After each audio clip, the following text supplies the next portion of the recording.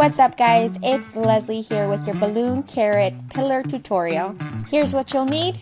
We're going to start off with a total of 24 5-inch orange balloons. In this video I am using Jamar balloons in number 004 orange. Also need 32 12-inch balloons. So now let's get into the sizing. I'm going to start off with the quads on the bottom. And if you're new, quads mean 4 balloons tied together. We're going to be sizing these to 3.5 inches. Need 2 of those. Next 2 quads will be calibrated to 4.5. Following with 2 more quads calibrated to 5.5. Now moving on to our 12-inch balloons. 2 quads calibrated to 6.5. 2 quads calibrated to 7 inches.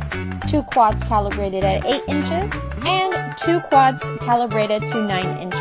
As you can see here in this video, I am using my Jamar balloon sizer. If you were wondering what's the stand I'm using the 6-foot Gorosino balloon stand. As you can see, this is very simple to put together. Who wouldn't want to have one of these on their porch, right? Alright, so now let's get into our topper. For the topper, I am using 6 green, that's green 012.